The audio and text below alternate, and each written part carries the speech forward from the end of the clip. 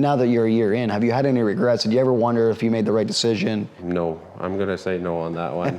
If you're saying, I don't need it, I guarantee you the money you are leaving behind, not using it, will pay for the year. Because I know I wasn't perfect this year. I'm learning many things going forward. I was unsure, and I had a couple quotes coming through at the beginning of the season before I had you guys up and running. I'd sit there, you could count 1, 2, 3, 4 hours passing because you're grabbing these papers, you're doing this. You're like, oh, did I forget something? Where one night, walked into the office, 8 o'clock, 8:30 I walked out, email sent, everything was there. All you had to wait for is the reply back.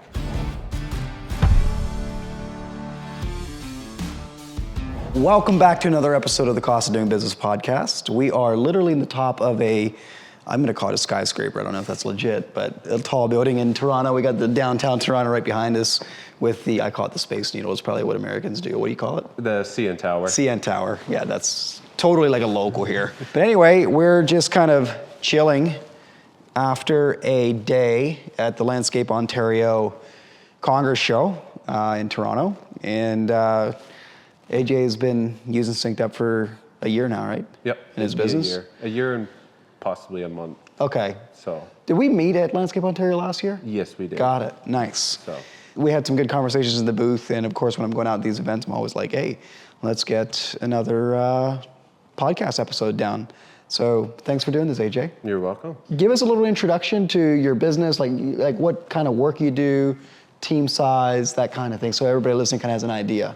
The work we cover is landscape construction, your typical hardscapes, retaining walls, patios, and then we also go a little bit further into some structures as well. There's your gazebos, your pergolas, okay, and building those, which very well tie into a lot of backyards. Exactly. So that's where our main focus is, and right now it's just myself and another full-time employee that I have. How long ago did you start? How long ago? I started 14 years old, working for my dad, starting with just pulling weeds out of a garden. Yep.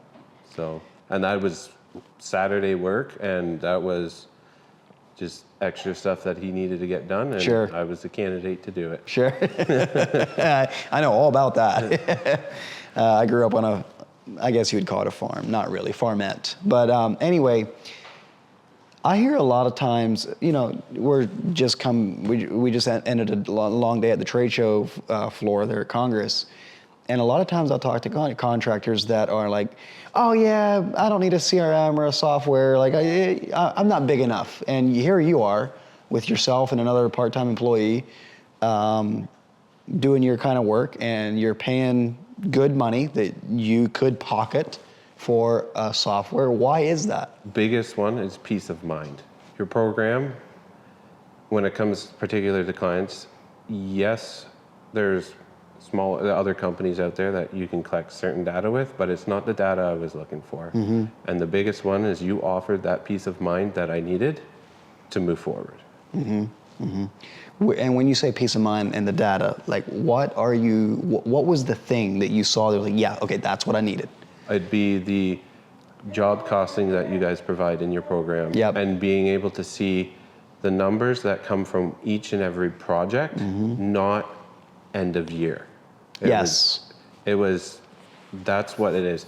To know, to take in your overhead, your budget, your expenses, mm-hmm. being able to get those numbers, mm-hmm. and know your break-even number. Yes. And be able to go, yes, I can afford to go ahead with this, or no, I can't do this. I need to shoot further on sales this way and approach it. Yeah, and you're really wise beyond so with the size of your company and how far you're in your journey, like you're wise beyond your years, metaphorically speaking, because many people get started in doing beautiful work, taking pride in their craft, but not understanding the importance of that break even, knowing your break even on every job. Yeah. And what happens is, I'll just use some random numbers, you give a quote to your customer for 20 grand. Yeah. And you know that your direct cost of labor and materials, say 12. Yep.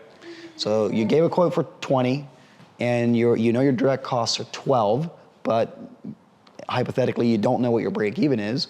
So when Mrs. Jones says, I love it, but I only got 18,000, can you do it for 18? And you need the money, and you're like, yeah, sure. What you never realize is your break even might have been 17.5 or even 18. Yeah. You know, and so I just want to commend you and congratulate you for putting the focus on the things that really matter, because working harder doesn't necessarily equal growth or success or profit. You gotta have the right speedometer, so to speak, that you're watching, and knowing your break even is core. What got your focus to that? Like, what made you start thinking about that, like even so early on? I think the biggest one would have been working with my previous company and seeing the struggles that they were going through as I moved up, being able to only see a little bit and not being able to fix it to a degree. And then that's where our visions didn't align. Sometimes you have to make that decision of, with those visions not aligning, that sometimes you gotta cut the tie, and that's when you went out and started your own thing. Yeah. And what was the symptoms, or what was the problem or the pains that you were seeing happening because of that in the business? On that side of it, it'd be just, I think the culture was hurting within the business. Things were tight, equipment were maintained the greatest, and you could see the stress levels were high. Just like a depression or a, yeah. No, makes sense. And so you learned from that experience, and that's what drove your focus to this when you started your own. Yes. Yeah, that's... Also on my side of it, I'm not the greatest at the accounting end. I knew that I wouldn't be able to sit there on Excel, being able to put all the numbers in. I knew I needed something to help me cover a bunch of that, so that all I'd have to do is click a couple buttons, punch the numbers in that I knew I needed, and move forward. Have you had any, now that you're a year in, have you had any regrets? Did you ever wonder if you made the right decision? No, I'm gonna say no on that one. was just thinking of if there was any possibility, but no, I don't have a regret using it. And what would you say to the people that just say, oh, I'm too small, I don't need one yet, or that kind of thing? And these people are usually bigger than what you are already. Yeah. You know. If you're saying, I don't need it, I guarantee you, like, the money you are leaving behind, not using it, will pay for for the year. Because I know I wasn't perfect this year. I'm learning many things going forward. First year, lots of learning. I know I can do better. And even using your system, I know there's areas where I can perfect myself. And I knew I left just a little bit of money behind last year. And with that means I know those. I knew them better than if I wasn't using it. Yeah. And then that gives you the power or the data or the confidence to make the right decision going forward. And it's a little bit like anything. Like, okay, so buying a product, like $10 is too expensive if it doesn't do anything for you. Yeah. But $10,000 is cheap if it solves a $100,000 problem. Yes. You know? So it comes down to, well, instead of saying, well, how much does it cost? It's the right question to ask is, how big is my problem? How much am I leaving on the table? How much am I losing in inefficiency that I'm not even aware of? And how much time do I waste on getting quotes back to my customers because I'm just second guessing myself and not sure? Yes. You know? I'd say that's also another thing. You said wasting time on quotes. Yeah. I will say at the beginning of the year when I was unsure and I had a couple quotes coming through at the beginning of the season before I had you guys up and running, I'd sit there. You could count 1, 2, 3, 4 hours passing because you're grabbing these papers, you're doing this. You're like, oh, did I forget something? Where one night, as we were chatting before, walked into the office, 8 o'clock, 8:30 I walked out, email sent, everything was there, ready to go. All you had to wait for is the reply back. Yeah, and your wife and your child are here with us this evening, here behind the camera, and I will never forget that story because I had asked, you were both there at the booth, and I had asked her, what would she say? Like, was it worth it? Because obviously, usually the spouse has an opinion on, is it worth spending, buying this equipment or whatever. And that was the thing that she called out was, it went from, oh, you got to do quotes? Okay, I'll see you tomorrow, to, oh, you're back already? You know? Yeah. So that's awesome. I will say it might change because sometimes, like for instance, Spring Rush, you have multiple that can pile up, and Yes. sometimes you put them on the same day. For sure. That's a little different, but I don't know how many people can say that you're doing multiple quotes in an evening Yeah. and being able to get them all sent out. Yeah. Get them all So, done. Just going from 4 hours to 30 minutes is a huge, Oh yeah, huge big deal. difference. Yeah. A couple questions I'd like to ask on the podcast to kind of like try to get stories kind of brought out that help people is what was the most difficult challenge that you've faced in your journey as going on your own? I'd say self-doubt. Going from a company where, yeah, you have a lot of resources Yeah. that can help and make it, and then the comfort of just going to work, getting a paycheck, like there's that, you do have that comfort, but then stepping out, and I think the money wasn't necessarily the big one. It was I qualified enough to do the work? And I had that self-doubt, and my wife and I have never really talked about it, but we'd say now, moving forward, like when you ask that, that is one thing that is, I can definitely say, I still can get that doubt, Sure. but it's not to what it was at last year. Like I have confidence moving forward. Did you ever feel alone in that self-doubt? Like, did you feel like I'm the only, like... Yes, I'd say that. Yeah. And then it wasn't until I read the E-Myth from... Yes. From... Yes. The E-Myth, and then it was the landscaper, I think Michael E. Gerber, and Yep. I forget the other author that was part of it. I read that, and it's like pretty much in big bold letters. It's like, you're not alone. Yeah, Like, it's everybody faces it. Yeah. You know, and like, you know, so much of the time when you're an entrepreneur, you start your own thing, you might not have that many friends that are doing the same thing. So it feels like you're very alone in those struggles.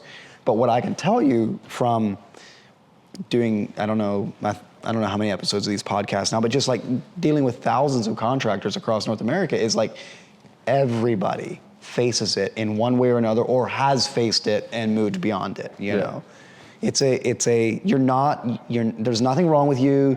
There's nothing unique. It's normal. It's just something you have to face and grow your way through it, you know? A monster that you got to slay. Yeah, that's right. What would you say helped you move past that? Like, what would you say to someone that's feeling that in their story now? I found it through a book, but I think if you're searching, if you have that, my biggest thing is I usually bounce a lot of things off my wife. I have her. I know not everybody has a wife to communicate stuff to or understands the business end of things. Other things is one thing that grounds me very much is my faith. Like if I have that self-doubt, like I'll sit down, I'll pray, I'll read. That's one thing that you may not always feel like, but it is a grounding, it's there. Amen. And then also talking to other people, because I ended up, I talked to just a couple contractors within my church. I was like, hey, what about this? Like, I'm struggling here. And they're like, no, like, you don't worry about that. Like, you can do it. Like, you're there. And then it was just those couple others that were there willing to listen. I would say in business, or maybe in life, I don't know, but in business, like we fear what we don't know. Yes. Right? And so the antidote is, Alex Hormozy, I see a lot of his social media posts, is like, you just haven't failed enough yet. You haven't tried 100 times. Yeah. You've tried once, and then you're like, it didn't work, and then you feel all defeated. It's like, no, you need to try 100 times, right? Yeah. It's like, you haven't failed enough yet, or you feel what you don't know. Like, take a flashlight and shine it into that closet and figure out, learn, knowledge dispels the fear. Yes. Clarity dispels the fear, maybe is a better way of saying it. Yeah. So I think so much of the time, instead of cowering or like trying to avoid it, it's just like, no, full on, straight into the face. We're gonna figure this out. Like you went to go talk to other contractor buddies, and you had the humility to say, hey, I'm struggling with this. Like, that's how you break through this. Don't be scared to. And whether it's like a coffee, meeting up on a coffee, or just being able to just bring it forward. Yeah. No, I appreciate that. It's good perspective. What would you say is the best advice you've ever been given? That right there, I'd say family before business. And That is I feel my wife looking at me right now. No, I'm just kidding. what my wife and I agreed on when we stepped, even before we started our business. Because working for my dad and doing that, we did not want to destroy the relationship with family. Because money is just money. Family to us, that's more than money. We had our different views. Tensions were getting high. We knew we didn't want to destroy that, so one of us had to step away. It was easier for us to do the stepping than my dad. So our relationship between myself and my dad has grown immensely. Since you've stepped away? Yes. Wow. And I'm thankful for that. And that I cherish more than a business. I enjoy running a business, but for maybe an interim, if I had to go work a 9 to 5 for my family, I would. I really appreciate those values of family before business, because relationships are permanent in the context of this life. And once they're broken, they're sometimes extremely difficult, if even possible, to rebuild or regain. But money can be lost and regained. Yeah. It's today's calamity is not going to mean tomorrow. No. So I appreciate those values, and I agree with them. What would you say has starting your own business given you a different pressure on that same value of family before business? Well, that's, I think, a big reason why we went with you guys as well, is because we knew that I didn't want to be stuck in the office, always doing stuff. So with you guys have helped us obtain that family before business, being able to accomplish tasks faster, moving forward, and being able to know that, to have that comfort of, where you're sitting project-wise, money-wise. And that gives that sense of being able to take that family time back. Yeah, that without feeling like you should be working or, Appreciate that a lot. I know you're only you're a year into SynkedUP. How far are you into your business? A year and I think 4 months. So you got it within 3 months of starting. Yeah. Okay. So short time, but in that short time, if you go back to that year and 4 months ago when you started, is there anything you'd do differently? Anything I'd do differently? I think I'd be with that self-doubt. Yeah. If I could get that self-doubt gone faster, to charge out of the gate faster. Sure. That's what I'd do differently. Well, I'll tell you this, just from a perspective of talking to many other people, even if you have taken a year and 4 months to get through that is a lot faster than many people. I see people that are stuck in that mentality or mindset literally for decades, and they just suffer through it, So I think you deserve it's commendable for the way you're leaning in to the fight, to the struggle, the self-awareness you show about that. It's not common, and I believe that you'll be blessed for that. Because like those are you'll reap the rewards of that mindset that you have so early in business. And I say that coming from, again, having conversations with contractors all over North America. And it's just like so many contractors start because they take pride in their craft, what they do, working with their hands. They love what they do. They even have great relationships with their clients.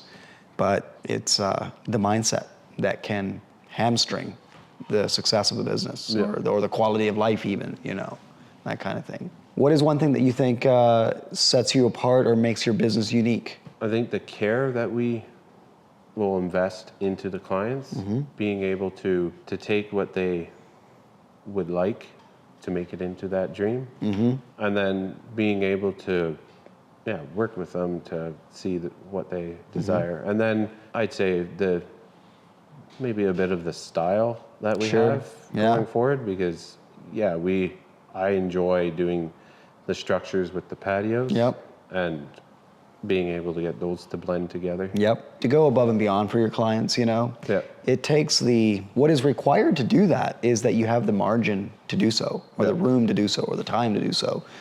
And if you find yourself constantly being like, oh man, I underbid this job again, it's taking us longer than I thought, you never have the time. You don't have the option of going above and beyond and the last 10% for your customer.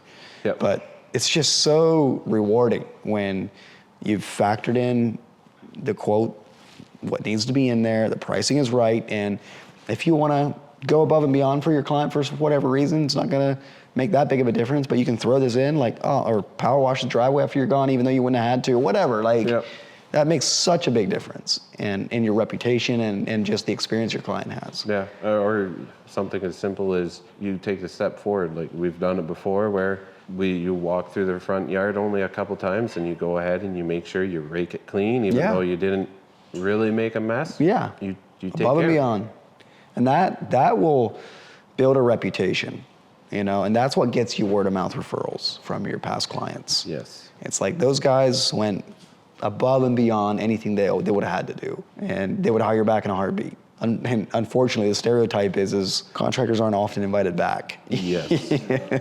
You know. And then that's what I do strive for, like to get that call back. And we do have a client where this spring, not set in stone, but they're like, we'd love you to come back to install one of the pavilions that we've picked out. Sure. And I'm just like, yeah, we can set that up. That is no problem. So they haven't picked it fully through yet, but it'll be coming soon. Yeah, and it's like when you're underbidding and can't do the last 10%, it turns into a vicious cycle. Like it's like, well, then you can't do it for the next one. You can't do it for the next, you know. Whereas if you get the momentum turned the other way, like what you just described, well, it'll happen again. It'll happen again. It's like you get more of what you invest in. Yeah, exactly. Yeah, it's just how life is. What is your favorite feature of SynkedUP? I like how the simplicity of how entering your numbers for your budget, because I'm going through that, doing that and going through that, making sure everything's there. Yep. The simplicity of like, you have it blocked out, it's easy to follow, not to mention if I have any questions, like it's a quick chat away, or I book a call and you guys are quick to come and help me out with that. Mm-hmm. And then I'd say the other one is the job costing. Like that simple job costing feature and then the clearly spotted out red, orange, and green. Yep. You're good, you're okay, and then you're bad. The traffic light system. Oh, red, green, yellow. Yep. It's clear as day. You could be like half awake in the morning, you look, yeah, we're still good. You're good to go. Yeah, don't have to look at any numbers and do mental math. That's red, green, yellow. Yeah, that's awesome. What was the most difficult thing about onboarding or implementing it and getting started? I think maybe the overload of the amount of data you got to put in. Going ahead, knowing your numbers, making sure making sure that you have all your equipment and items. Mm-hmm. That every little thing. Right. It's like a fine-tooth comb exercise. Oh, yeah. And you're like, after you think you're done, you're like, oh, I remember 3 more things, you know. And then once you know about it, like we picked up a trailer, a small one, but you pick up a trailer, go throw it in. Then you throw it in. You throw it in, and that's another thing I like about it. You add something in, it adjusts for you. Yeah. You don't have to fiddle with anything. It's just that one-time input. You're good to go. Your next quote you send out is dialed. It's ready to go. Yeah, and then of course you got products from your suppliers that have to get brought in, and so there's. And I think that's the one that's mostly back and forth, changing a little bit, because sometimes you get one project and since it's new, like I've only used it for a year, I don't have all the freshest products, but I don't always have all the items into the catalog. Right. This year, if I didn't have a job where I priced out for armor stone retaining wall, I don't think I'd have it in the catalog yet. Right. Just because no one else was interested in it, and I never inquired about adding it into any of my designs. So, But then once you enter it once, it's there for. It's there. It's there forever. and then for the it's next just one. a quick double check from your supplier that it's Yeah. the rough. Still the right price. Yep. Yep. That's right. What is one thing that you think we should consider doing in the future, or continue working on or improving? I'm not entirely sure. I will say maybe on the customer relation. I can't remember if you guys do integrate your emails coming Your all the email way account. through. Yeah. No, it doesn't. Not the whole way. Because sometimes it's nice being able to pull up the client, and it's dealing to those. It's not necessarily like your main introduction that I'm concerned about. It's sometimes where you get, and if you have it, that say you include a fire feature into the design, and then they're like, no, we don't want to go with it, so you take it out, and then you get that email that says, no, actually we changed our mind. It's that side of it, that to have that data trail. that data stored, so that that story. to have it that when you do add it in, and they're like, oh yeah, what am I signing again? Yeah. Because of this, and it's like because of the fireplace, and they're like, oh no, we don't. Yeah, it's just that accountability, Sure. that safety. Yeah. Well, I just want to say as we wrap up here, like, thank you for putting your faith and trust in us. I know that's no small thing, especially so early. You're putting a lot of banking on this, Yeah. so don't take that lightly, and I appreciate that. And we endeavor to continue working for you and everyone else, every day to keep making that better, and so appreciate it. Well, I'd like to say thank you as well, because if you didn't make it, I wouldn't have it, and I'm not sure if we'd be the same. We wouldn't be sitting here right now. Yeah, That's cool. there's that too. Okay, well, where can people find you? Any website or Instagram or anything that you'd like to? We have a website that's Monolith Artscapes.com. Just, you can look us up that way, and then also Instagram, which is Monolith Artscapes. And that's ARTS. Yes, Like- ARTS. Art, as in your drawing. Artscapes. Yes. Okay, awesome. Well, thank you all for tuning in and listening in. Appreciate the conversation, AJ. Yeah. You ready to go get some food? Yep, I'm Let's ready. go get some dinner. Okay, thank you.